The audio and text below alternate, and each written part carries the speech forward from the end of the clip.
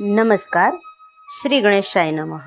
જય શ્રી કૃષ્ણ. મિત્રો, ભગવાન શ્રી કૃષ્ણ કહે છે કે આ 5 વૃક્ષના કારણે આવે છે ગરીબી. તરત જ જો ઘરના આંગણે આસપાસ જો આ વૃક્ષો હોય તો એને ઉખેડી દેજો. આ સરસ મજાનો વિડીયો કથા છે, એક સરસ મજાની કથા. ભગવાન શ્રી કૃષ્ણ એના સખાને સંભળાવે છે અને આ કથાના માધ્યમથી આપણને ખબર પડે કે કયા વૃક્ષો આપણા ઘરમાં શુભ છે અને કયા વૃક્ષો અશુભ છે. એક સમયની વાત છે. ભગવાન શ્રી કૃષ્ણના મિત્ર એમને મળવા માટે દ્વારિકા નગરી પધાર્યા. ભગવાન શ્રી કૃષ્ણ તેમના મિત્રનું સ્વાગત કરે છે અને એમના આવવાનું કારણ પૂછ્યું તો ભગવાન શ્રી કૃષ્ણના સખાએ કહ્યું, હે કેશવ, તમે તો સર્વજ્ઞ છો, તમે તો બધું જ જાણો છો. તો આજે હું એક જાણવા ઈચ્છું છું કે મનુષ્યને કયા કયા વૃક્ષો વાવવા જોઈએ, કયા કયા વૃક્ષો ભવનની સામે લગાવવા જોઈએ, કયા વૃક્ષોનું રોપણ કરવાથી દરિદ્રતા દૂર થાય છે તથા શત્રુ રોગ, ભૂત પિશાચ વગેરે સંકટોથી બચવા માટે કયા વૃક્ષો ભવનની સીમામાં લગાવવા જોઈએ, એટલે કે ઘરના આંગણામાં લગાવવા જોઈએ. તો ભગવાન શ્રી કૃષ્ણ હસીને કહે છે કે હે સખા, તમે આજે સમસ્ત માનવ જાતિના કલ્યાણ માટે અત્યંત મહત્વપૂર્ણ પ્રશ્ન કર્યો છે. આ સંસારમાં વૃક્ષોનું બહુ મોટું યોગદાન છે. વૃક્ષ સદા માટે પૂજનીય છે, પરંતુ આજે તે તમે ઉચિત પ્રશ્ન કર્યો છે. ભવનની સીમામાં વૃક્ષ લગાવતા એ બહુ શુભ ફળ પ્રદાન કરે છે. વૃક્ષ, ફૂલ, છોડ ઘરની સુંદરતા તો વધારે જ છે, પણ સાથે સાથે વાતાવરણને પણ શુદ્ધ રાખે છે. વૃક્ષોથી સકારાત્મક ઉર્જાનો સંચાર થાય છે, જે મનુષ્યના જીવનમાં તે અત્યંત આવશ્યક હોય છે. વૃક્ષ નકારાત્મકતાને ઓછી કરી વાતાવરણને વધારે સકારાત્મકતા બનાવે છે. ઘર સામે શુભ વૃક્ષ, ફૂલ, છોડ લગાવવાથી સુખ સમૃદ્ધિ આવે છે. સાથે જ આ વૃક્ષો કેટલાય પ્રકારના વાસ્તુ દોષને દૂર કરે છે. ઘરના આંગણામાં ઉભેલા વૃક્ષ દેવતા સમાન ઘરની રક્ષા કરે છે. હે મિત્રો, ભવન પાસે કેવા છોડ લગાવવા જોઈએ, કેવા છોડ લગાવવા જોઈએ અને કેવા ન લગાવવા જોઈએ, આ વિશે બતાવ્યા પહેલા હું તમને એક પ્રાચીન કથા સંભળાવું, જેનાથી તમને સમજાઈ જશે કે કયા ફૂલ છોડ લગાવવાનું ઘરના આંગણામાં કેટલું શુભ છે અને કયા છોડ ભવનની સામે આંગણામાં લગાવવાથી તે દુઃખ અને દરિદ્રતા લઈ આવે છે. જે પણ આ કથાને સાંભળશે એના સેંકડો પાપ નાશ થઈ જશે અને દરિદ્રતા પણ નાશ થઈ જશે. ભગવાન શ્રી કૃષ્ણના મિત્ર બોલ્યા કે હે કેશવ, હે દેવકી નંદન, આ કથાને હું જરૂર ધ્યાનથી પૂરી સાંભળીશ અને આ કથાનો પ્રચાર પણ હું માનવ કલ્યાણ માટે જ કરીશ. કૃપા કરી મને આ કથા સંભળાવો. ભગવાન શ્રી કૃષ્ણ બોલે છે, હે સખા, એક સમયની વાત છે. એક અત્યંત સુંદર નગરી હતી અને એ નગરમાં ધનેશ્વર નામનો એક વૈશ્ય જાતિનો એક બ્રાહ્મણ તેની સુમતી સાથે રહેતો હતો. ધનેશ્વર ભગવાનનો ભક્ત હતો અને નિત્ય ભગવાનની પૂજા સેવા કરતો. ધનેશ્વરની પત્ની પણ સુશીલ અને ગૃહ કાર્યમાં નિપુણ હતી. ઘરમાં ધન ધાન્યની કોઈ જ કમી ન હતી. ભગવાનની કૃપાથી એની પાસે બધું જ હતું અને આમ સુખમય ઘણા દિવસો વીત્યા. જે ધનેશ્વરની પત્ની સુમતી હતી તેને એના આંગણામાં અમુક જાતના વૃક્ષો રોપ્યા હતા અને નિત્ય રોજ એ વૃક્ષોને જળ ચડાવે અને એ વૃક્ષોની ખૂબ જ કાળજી રાખતી. પરંતુ ધનેશ્વરની પત્નીને વૃક્ષ રોપણનું જ્ઞાન જ ન હતું કે કેવા આંગણામાં વૃક્ષો વાવવા જોઈએ અને કેવા ન વાવવા જોઈએ. જે વૃક્ષો સારા લાગે એ વૃક્ષોનું રોપણ એને કર્યું. એના ઘરની સીમમાં જે વૃક્ષ અશુભ હોય એ વૃક્ષો પણ એને એના ઘરના આંગણામાં રોપી દીધા અને એ વૃક્ષને રોપ્યા તેને ઘરના આંગણામાં. તો એ કારણથી એ વૈશ્ય ધનેશ્વરને વેપારમાં ઘણું નુકસાન થવા લાગ્યું. ધીરે ધીરે એનો ધંધો ચોપટ થવા લાગ્યો. ઘરમાં રોજ ક્લેશ, ઝઘડા થવા લાગ્યા. પતિ પત્નીમાં વારંવાર ઝઘડા થતા એ બંનેના જીવનમાં અનેક કઠિનાઈઓ આવી, અનેક મુશ્કેલીઓ આવી. ધનેશ્વરનો બધો જ વેપાર ડૂબી ગયો, બહુ નુકસાન થયું, બધું ધન સંપત્તિ બધું ચાલ્યું ગયું. હવે ધનેશ્વર પાસે અનાજ ખરીદવાના પણ પૈસા ન રહ્યા. એ ભૂખ્યા રહેવા લાગ્યા, જેનાથી એની પત્ની વ્યાકુળ થઈને તેના પતિ પર ક્રોધે ભરાવા લાગી, કંટાળી ગુસ્સો કરવા લાગી અને એના પતિ ધનેશ્વરને કહેતી કે ક્યાંક કામ શું શોધો, ક્યાંક કામ કરવા માંડો. જાવ તો ધનેશ્વર કામ માંગવા માટે ગામમાં ભટકતા ભટકતા હતા. જ્યાં ત્યાં ભટકે પણ ક્યાંય તેને કામ મળે નહીં અને તેની પત્નીને આવીને કહે કે મને કોઈએ કામ આપ્યું જ નહીં. હે ભદ્રે, મને કોઈ કામ નથી આપતું, હવે હું ક્યાં કામ શોધવા માટે જાઉં, હું શું કરું? એ બંને પૂરી રીતે થાકી ચૂક્યા હતા, હારી ગયા હતા, કંઈ સમજાતું નહોતું. બંને પાસે ઉદ્યોગ કરવા માટે પણ કંઈ જ ન હતું. ધનેશ્વર તેની પાસે પત્નીના બધા જ ઘરેણાં વેચી નાખ્યા. જે પણ થોડું ઘણું અનાજ મળ્યું એનાથી એ પેટ ભરી રહ્યા હતા. આવી રીતે અશુભ વૃક્ષ લગાવવાને કારણે બંનેના જીવનમાં ઘોર દરિદ્રતા આવી, સંકટ આવવા લાગ્યા. પરંતુ એ બંને આ વાતને જાણતા જ ન હતા. પછી એક દિવસ એક સાધુ મહાત્મા ધનેશ્વરના આંગણે આવ્યા અને એને જોઈને એ ધનેશ્વરે એને પ્રણામ કર્યા અને કહે છે કે હે સાધુ મહારાજ, મહાત્મા પધારો, તમારું સ્વાગત છે. આ ગરીબના ઘરમાં તમારું સ્વાગત છે. કહો, હું તમારી શું સેવા કરું? એ સાધુ મહારાજ બોલ્યા, હે મહોદય, હું તીર્થયાત્રા કરવા નીકળ્યો છું. હું આરામ કરવા માટે જગ્યા શોધી રહ્યો છું. જો તમને કંઈ તકલીફ ન હોય તો મને તમારા ઘરમાં એક રાત માટે જગ્યા આપો ને. એક રાત માટે મને તમારા ઘરમાં રહેવા દો ને. હું ઘણા દિવસથી ભૂખ્યો તરસ્યો છું. થોડું ભોજન મને મળી જાય ને તો તમારી અસીમ કૃપા રહેશે, તમારી કૃપા ઘણી રહેશે. તે સાધુ મહારાજના આવા વચન સાંભળીને ધનેશ્વર કહે છે કે હે સાધુ મહાત્મા, તમે જરૂર કોઈ પુણ્ય આત્મા લાગો છો. તમારા ચહેરા પર, તમારા મુખ પર અનેરું તેજ છે. તમારી સેવા કરવાનું મને સૌભાગ્ય મળ્યું છે. તમારી સેવા કરી મને બહુ આનંદ થશે. કૃપા કરી તમે ઘરની અંદર ચાલો. પછી તે સાધુ મહારાજે ધનેશ્વરના ઘરની અંદર જાય છે અને આરામ કરે છે. હવે સાધુ બની બહુ સેવા કરવા લાગ્યો, પરંતુ એની પાસે અન્નનો એક પણ દાણો નહીં. ઘરમાં શું જમાડે સાધુને?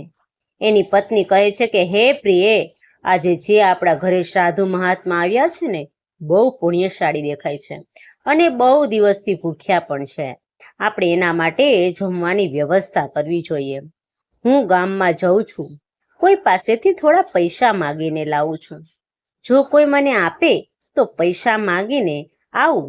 આમ કહી ધનેશ્વર ગામમાં એક શેઠના ઘરે જાય છે અને એ શેઠ પાસે થોડાક પૈસા માગે છે અને વિનંતી કરે છે કે પૈસા આપવા માટે. પરંતુ એ શેઠ ધનેશ્વરને પૈસા આપવાની ના કહી દે છે અને કહે છે કે તારી પાસે તો ફૂટી કોડી પણ નથી, કઈ કામ ધંધો પણ નથી, તું મારા પૈસા કેવી રીતે પાછા આપીશ? એટલે ધનેશ્વર બોલ્યો, હે શેઠ, કૃપા કરી તમે મને થોડા પૈસા આપો, હું જલ્દી તમને પાછા આપી દઈશ. જો હું તમને પૈસા ન ચૂકવી શકું ને તો તમે મારું ઘર લઈ લેજો, પણ મને થોડા પૈસા આપો, મને ખૂબ જ જરૂર છે. ધનેશ્વરની વાત સાંભળીને શેઠને એની થોડી દયા આવી. શેઠે તેને પૈસા આપ્યા અને કહ્યું, ધનેશ્વર, જો મેં તને પૈસા તો આપ્યા છે, પણ જો મને પૈસા પાછા ન આપ્યા ને તો તું જાતે જ તારું ઘર મને સોંપી દેજે. ધનેશ્વર બોલ્યો, હે શેઠ, હું વચન આપું છું કે જો ધન હું પાછું ન આપી શક્યો તો તમારા મેં ઉધાર લીધેલા પૈસા જો હું પાછા ન આપી શક્યો તો હું તમને સામેથી જ મારું ઘર સોંપી દઈશ. પછી ધનેશ્વર એ શેઠ પાસેથી પૈસા લઈ બજારમાંથી દૂધ, દહીં, લોટ, ચોખા, ચા, ખાંડ, બધી જ અનાજ બનાવવાના ભોજન બનાવવા માટે જે પણ સામગ્રીની જરૂર હતી એ બધી જ ધનેશ્વરને ખરીદી લીધી અને ઘરે આવ્યા. પછી એની પત્ની કહે છે કે હે પ્રિય, આ લે, આ જમવાનું બનાવવાનું હું સામાન લઈ આવ્યો છું, આની રસોઈ બનાવ. સાધુ મહારાજ માટે સરસ મજાનું ભોજન બનાવ. ધનેશ્વરની પત્નીએ ભોજન બનાવ્યું અને એ સાધુ મહાત્માને ભોજન પીરસ્યું અને જમાડ્યા, પ્રેમથી જમાડ્યા. આ રીતે ધનેશ્વરની ભક્તિ અને નિષ્ઠા જોઈ એ સાધુ મહારાજ બહુ જ ખુશ થઈ ગયા અને એના ઉપર પ્રસન્ન થયા. પેટ ભરીને જમી લીધા પછી સાધુ જતા જતા એ ધનેશ્વરને કહે છે કે હે ધનેશ્વર, તું તારી ભક્તિ અને આદર સન્માનથી હું ઘણો ખુશ થયો છું. તારી જે પણ કાંઈ મનોકામના હોય એ તું મને કહે, હું જરૂર પૂરી કરીશ. ત્યારે ધનેશ્વર બોલ્યા કે હે મહાત્મા, તમારો આશીર્વાદ જ મારા માટે બધું જ છે, પણ હું તમારી પાસેથી એ જાણવા માંગુ છું કે કયા પાપના કારણે મારે ઘોર દરિદ્રતા ભોગવવી પડી છે. આમ અમે તો ભગવાન વિષ્ણુની ભક્તિ કરી છે, તો પછી અમારા જીવનમાં દરિદ્રતા કેમ? આનું કારણ શું છે? અને આ દરિદ્રતાને દૂર કરવા માટે મારે શું ઉપાય કરવા જોઈએ? પછી સાધુ મહાત્મા બોલ્યા કે હે ધનેશ્વર, જ્યારે હું તારા દરવાજે આવ્યો ને, તારા આંગણે આવ્યો, ત્યારે જ મને ખબર પડી ગઈ હતી કે તારા જીવનમાં ઘોર દરિદ્રતા અને સંકટ છે. કેમ કે તારા ઘરના આંગણામાં જે વૃક્ષ છે એ જ તારી દરિદ્રતાનું કારણ છે. માટે એ વૃક્ષોને હટાવીને એની જગ્યા પર શુભ વૃક્ષો છોડનું રોપણ કર. તારી પત્નીએ તારા ઘરની સામે, તારા ઘરના આંગણેની સીમામાં જે પણ વૃક્ષો વાવ્યા છે એ વૃક્ષોને કારણે જ તારી આ દુર્દશા થઈ છે. ધનેશ્વર કહે છે કે હે સાધુ મહાત્મા, કૃપા કરીને મને એમ કહો કે ઘરની સામે કયા વૃક્ષો લગાવવા જોઈએ જેનાથી ઘરમાં સુખ સમૃદ્ધિ આવે, અને મને વિસ્તારથી તમે સમજાવો. હું તમારો બહુ આભારી રહીશ. પછી સાધુ મહાત્મા બોલે છે, ઠીક છે, હું તને શુભ વૃક્ષ વિશે કહું જેને ઘરને સામે લગાવવાથી શુભ ફળ મળે છે, માટે તું ધ્યાનથી સાંભળ. હે ધનેશ્વર, કોઈ જળાશય એટલે કે કોઈ નદી તળાવ પાસે જળાશયની નજીક જો પીપળાના વૃક્ષને રોપવું આવે તો એનું ફળ મળે છે. સેંકડો યજ્ઞ સમાન હોય છે. જ્યારે પીપળાના પાન એ જળાશયમાં પડે તો એ પિંડ સમાન થઈ પિતૃઓને તૃપ્તિ પ્રદાન કરે છે. આનાથી બધા જ પ્રકારના પિતૃઓના દોષોથી મુક્તિ થઈ જવાય છે. જો મનુષ્ય નિત્ય સ્નાન કરી પીપળાના ઝાડને ખાલી સ્પર્શ કરે છે ને, એને બધા જ પાપોથી મુક્તિ મળી જાય છે. ક્યારેય જીવનમાં એ હારતો નથી. પીપળાને સ્પર્શ કરવાથી લક્ષ્મીની પ્રાપ્તિ પણ થાય છે અને એની પ્રદક્ષિણા કરવાથી આયુષ્યમાં પણ વૃદ્ધિ થાય છે. પીપળાના જળમાં વિષ્ણુ વચ્ચે શિવજી અને ઉપરના અગ્રભાગમાં બ્રહ્માજી વાસ કરે છે. બ્રહ્માજી ભગવાન વિષ્ણુ અને શિવજી સ્થિર છે. આમાં અમાસના દિવસે પીપળાને પગે લાગવાથી ફળ મળે છે. એ 1000 ગાયના દાન બરાબર હોય છે. આ સંસારમાં પીપળા સમાન કોઈ વૃક્ષ નથી. સાક્ષાત શ્રીહરિ આ વૃક્ષના રૂપમાં પૃથ્વી પર વાસ કરે છે. પીપળાના વૃક્ષને નુકસાન પહોંચાડવું અથવા તો તેની ડાળી તોડવી એ પણ મહાપાપ માનવામાં આવ્યું છે. આવો મનુષ્ય એક કલ્પ સુધી નરકમાં જ રહે છે. જે પીપળાના વૃક્ષને કાપે છે અથવા તો એને તોડે છે અને જે પીપળાને જળમૂળમાંથી કાપે છે તેને ક્યારેય નરકમાં ઉદ્ધાર નથી થતો. હે ધનેશ, હવે હું તને બીજા વૃક્ષ વિશે કહું. આંબળાનું વૃક્ષ.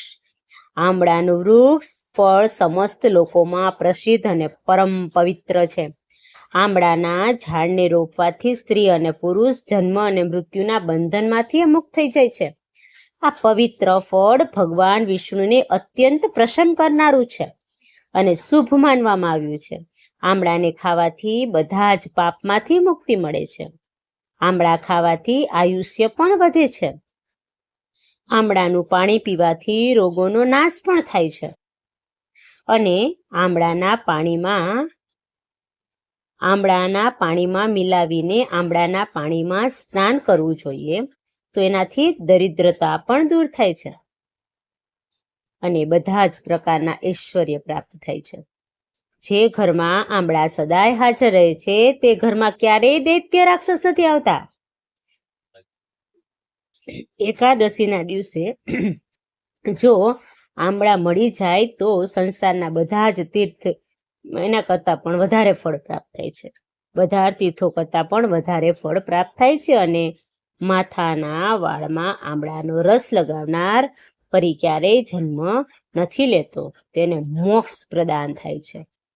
જે ઘરના આંગણામાં કે સામે આંબળાનું વૃક્ષ હોય છે ત્યાં સાક્ષાત લક્ષ્મી નારાયણ નિવાસ કરે છે.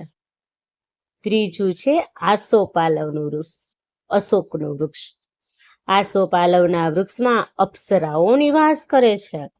આ ઝાડ દુઃખ અને શોકનો નાશ કરનારી છે તથા નિરાશાને સમાપ્ત કરનારી છે.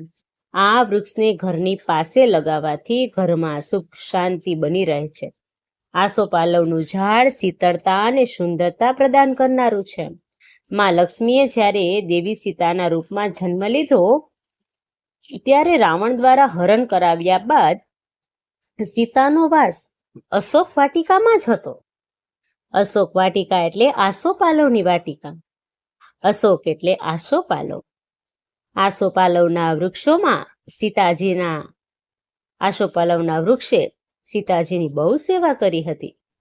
માટે માં સીતાએ અશોક વૃક્ષને આસોપાલવને વરદાન આપ્યું કે જે પણ સ્થાન પર આ આસોપાલવનું વૃક્ષ હશે ત્યાં એમનો સદાય નિવાસ રહેશે. એટલે મિત્રો આસોપાલવના વૃક્ષમાં માં સીતાનો વાસ છે.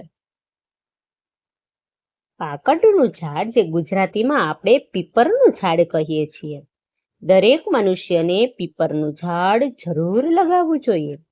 આ વૃક્ષ લગાવવાથી જે ફળ મળે છે એ મહાયજ્ઞના સમાન છે.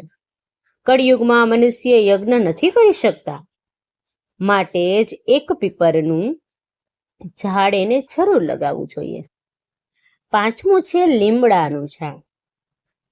લીમડાનું ઝાડ લગાવવાથી સૂર્યદેવ પ્રસન્ન થાય છે. લીમડાનું ઝાડ આયુષ્ય પ્રદાન કરનારું માનવામાં આવ્યું છે.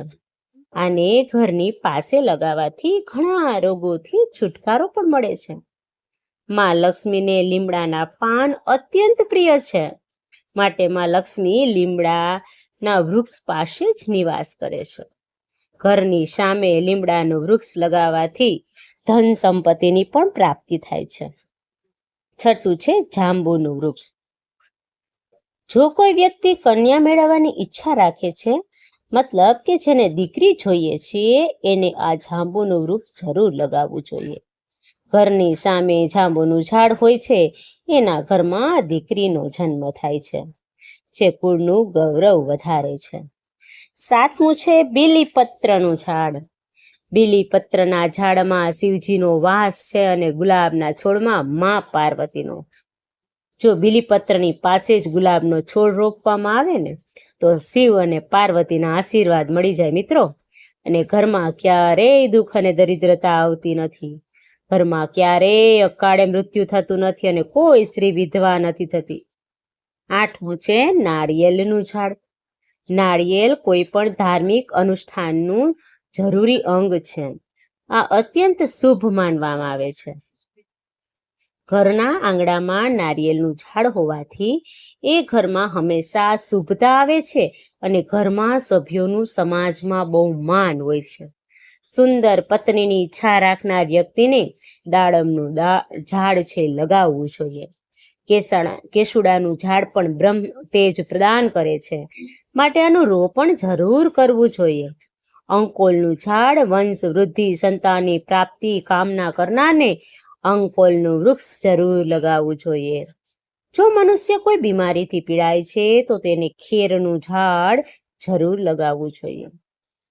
ખેરનું ઝાડ લગાવવાથી મોટા મોટા રોગો પણ નાશ પામે છે. આ વૃક્ષ આરોગ્ય પ્રદાન કરનારું હોય છે. કુંડ એટલે કે મોગરાનું ઝાડમાં ગંધર્વ નિવાસ કરે છે. માટે આ વૃક્ષ છોડનું રોપણ તમારા ઘર પાસે કરવાથી કાર્યોમાં સિદ્ધિ અને શુભ ફળની પ્રાપ્તિ થાય છે. ખાસ કરીને કલાના ક્ષેત્રમાં કામ કરનાર લોકોને આ મોગરાનો છોડ જરૂર લગાવવો જોઈએ. ચંદર અને કઠલના ઝાડ પુણ્ય અને લક્ષ્મી પ્રદાન કરનારા છે. આ વૃક્ષોનું રોપણ કરવાથી દુઃખ દરિદ્રતા સમાપ્ત થાય છે અને ઘરની ઉત્તર દિશામાં કનક અને ચંપાનું છોડ લગાવવાથી પણ ધનમાં વૃદ્ધિ થાય છે. કેળાનું ઝાડ પણ બહુ શુભ હોય છે અને આ ઘરમાં સુખ અને સમૃદ્ધિ લાવે છે. કેળાના ઝાડમાં ભગવાન વિષ્ણુનો વાસ છે. માટે કેળાના ઝાડની ધનહાનિ નથી થતી. પારિજાતની ઉત્પત્તિ સમુદ્ર મંથનમાંથી જ થઈ હતી.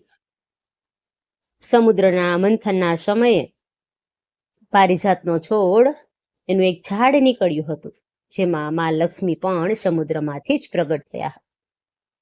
માટે પારિજાતના છોડનું બહુ જ મહત્વ છે. જો આ છોડ ઘરમાં લગાવવામાં આવે ને તો મા લક્ષ્મીની વિશેષ કૃપા થઈ છે. હવે મિત્રો, કેવા ઝાડ છે ન લગાવવા જોઈએ? મનુષ્યને ક્યારેય તાળનું ઝાડ ન લગાવવું. તાળનું ઝાડ સંતાનનો નાશ કરનાર હોય છે. જ્યાં તાળનું ઝાડ હોય છે તે ઘરમાં ક્યારેય સંતાન પ્રાપ્તિ થતી નથી, ઉન્નતિ થતી નથી. મનુષ્યને એના ઘરની પાસે બહેડાનું ઝાડ ક્યારેય ન લગાવવું જોઈએ. આ વૃક્ષો પર પ્રેતોનો વાસ હોય છે. જે મનુષ્ય બહેડાનું ઝાડ લગાવે છે તે મનુષ્ય પ્રેત બની જાય છે. આની નીચે બેસીને ક્યારે પણ પૂજા પાઠ પણ ન કરવા. જો કોઈ મનુષ્યને શત્રુનો ભય અને ડર લાગે છે, શત્રુ તો એને કેવડાનું વૃક્ષ લગાવવું જોઈએ. એ વૃક્ષ શત્રુનો નાશ કરનાર હોય છે. ઘરમાં ક્યારેય વૃક્ષ છોડ એવા ન લગાવવા જેને કાપવાથી કે તોડવાથી દૂધ નીકળતું હોય. ઘરની સામે ક્યારેય બાવળનું ઝાડ ન લગાડવું. આપણે બાવળિયા જેને કહીએ છીએ એ બાવળિયા ઘરના આંગણામાં ન લગાવવા જોઈએ. આનાથી વિપત્તિ આવે છે. ઘરની સામે બોરડીનું ઝાડ પણ ન લગાવવું જોઈએ. આને લગાવવાથી નકારાત્મકતા વધે છે, ધનનો નાશ થાય છે અને સંકટ પણ આવે છે. કોઈ પણ વ્યક્તિએ તેના ઘરની સામે પપૈયાનું ઝાડ ન લગાવવું. આ વૃક્ષને લગાવવાથી ધનનો નાશ થાય છે અને દરિદ્રતા આવે છે. જો પીપળાનું વૃક્ષ ઘરની પૂર્વ દિશામાં હોય છે, તેના ઘરમાં નિર્ધનતા આવી શકે છે. વડનું ઝાડ ઘરની પશ્ચિમ દિશામાં હોય તો ઘરમાં શોકનો કાળ ચિરકાળ સુધી રહે છે. દક્ષિણ દિશામાં તુલસીનો છોડ હોય તો સંતાનને પીડા સહન કરવી પડે છે. કોઈ પણ સુકાયેલ વૃક્ષની છાયા ઘર પર ન પડવી જોઈએ. એ મૃત સૂચક કહેવાય છે. સુકાયેલા મૃત વૃક્ષને તરત જ ઉખાડીને ફેંકી દેવા. અને સાધુ મહાત્મા ધનેશ્વર એમ કહે છે કે આ પ્રકારે મેં તને આ બધા જ શુભ અને અશુભ વૃક્ષ વિશે તને જાણકારી આપી છે. માટે તું આ શુભ વૃક્ષોનું રોપણ કર અને અશુભ વૃક્ષ છે એ તારા આંગણામાંથી કાઢી નાખ. શુભ વૃક્ષો રોપ, જેથી ભગવાનની કૃપા તને મળશે. ધનેશ્વર બોલ્યો કે હે મહાત્મા, તમે મને આજે ઉત્તમ જ્ઞાન આપ્યું છે. તમારો ખૂબ ખૂબ ધન્યવાદ. પછી મહાત્મા સાધુ ધનેશ્વરને આશીર્વાદ આપીને એ સ્થાનેથી અંતર ધ્યાન થઈ ગયા. સાધુને અદ્રશ્ય થતા જોઈને ધનેશ્વર અને તેની પત્ની બહુ આશ્ચર્ય પામ્યા. અને પછી એમને થોડી વાર પછી ખબર પડી કે આ તો સાક્ષાત ભગવાન વિષ્ણુ એમના ઘરે આવ્યા હતા. પછી ધનેશ્વર સાધુ મહાત્માને કહ્યા અનુસાર તેના ઘરના આંગણામાં અનેક શુભ વૃક્ષનું રોપણ કર્યું અને તેનાથી જ તેને ટૂંક સમયમાં બહુ જ ધન લાભ થયો. તેનો ધંધો ચાલુ થયો, એમાં એને ઘણી પ્રગતિ થઈ અને એની દરિદ્રતા દૂર થઈ ગઈ. ધનેશ્વર અને તેની પત્ની ભગવાન વિષ્ણુને ધન્યવાદ કરે છે. ભગવાન શ્રી કૃષ્ણ કહે છે કે હે સખા, આવી રીતે મેં તમને શુભ અને અશુભ બંને પ્રકારના વૃક્ષ વિશે તમને બતાવ્યું. હવે તમે પણ જઈને તમારા ઘરના ભવનમાં સીમમાં આ શુભ વૃક્ષોનું રોપણ કરો. તો મિત્રો, ભગવાન શ્રી કૃષ્ણએ આવી રીતે ભવનમાં એટલે કે ઘરના આંગણામાં, ઘરની સીમમાં કયા વૃક્ષ લગાવવા જોઈએ, શુભ કે અશુભ વૃક્ષ વિશે ભગવાને સરસ મજાની કથા સંભળાવી છે. આનાથી તમને ઘણી માહિતી મળી હશે. તો આ વિડીયોને લાઈક કરી દેજો, શેર કરી દેજો અને આ ચેનલને સબસ્ક્રાઇબ કરવાનું ભૂલશો નહીં. જય શ્રી કૃષ્ણ. રાધે રાધે.